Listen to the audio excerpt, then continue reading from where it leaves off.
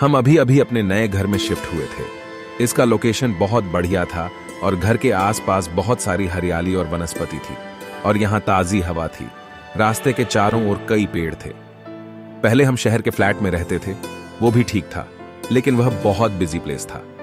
मैं और मेरा परिवार यहाँ आने के लिए बहुत उत्साहित था। ओह, आई एम सो सॉरी, मैं अपना परिचय देना भूल गया।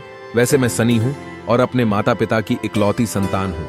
मेरे माता पिता दोनों वर्किंग पेरेंट्स हैं, इसलिए वे आमतौर व्यस्त रहते हैं, पर केवल रविवार को हम एक साथ बहुत समय बिताते हैं। क्योंकि यह नया घर है, इसलिए हम सभी घर की व्यवस्था कर रहे हैं। फिर मैंने माँ से कहा, अरे माँ, वह ऊपर वाला कमरा मेरा होगा।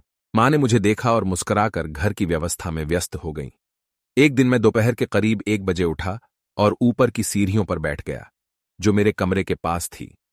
मैं अभी तक थोड़ी नींद में था, तभी अचानक मैंने अपनी माँ की आवाज सुनी। बेटा वह सनी, मुझे रसोई में इधर बुला रही रसोई थी। में आना मैं जरा। खड़े होने जा रहा था। मेरे कान में एक फुसफुसाहट सुनाई देती है। मैं थोड़ा सदमे में था। अचानक बिजली की गति से मेरे दिमाग में एक विचार आया कि मेरी माँ और पिताजी दोनों तो ऑफिस में है, केवल मेरा स्कूल दूसरे शनिवार के कारण बंद था, इसलिए मैं घर पे था। इस घटना के बाद मुझे अच्छा महसूस नहीं हो रहा था। फिर मैं अपने घर से थोड़ा बाहर चला गया, जहां मैंने एक बूढ़ी औरत को देखा जो एक छोटे से बगीचे में कुछ फूल तोड़ रही थी। तभी उसने मेरी ओर देखा और मुझे इशारा किया, यहां आओ। फिर मैं उस महिला के पास गया। उसने भी यही कहा, अकेले रसोई में मत जाना। मुझे बहुत आश्चर्य हुआ कि वह इस बात के बारे में कैसे जान सकती है। मेरी जिज्ञासा चरम सीमा पे थी। मैंने उनसे पूछा, आंटी, क्या आप मुझे इसके बारे में और बता सकती हैं बेटा?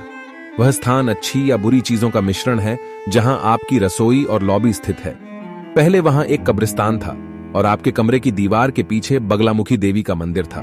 यह कहने के बाद वह मेरे मन में कई विचारों को साथ छोड़कर वो चली गई। मैं सोच रहा था कि कौन मुझे रसोई में बुला रहा था और कौन मुझे वहां जाने से रोक रहा था। फिर मैंने मां को सब बता दिया। वो भी समझ गई कि उन्हें भी रात में रसोई में अजीब परछाई नजर आई थी। उन्होंने इसे वहम समझकर इग्नोर कर दिया और फिर हम शहर वाले फ्लैट में वापस आ गए। पर मैं वहां से कुछ अजीब अनुभव लेके आया था।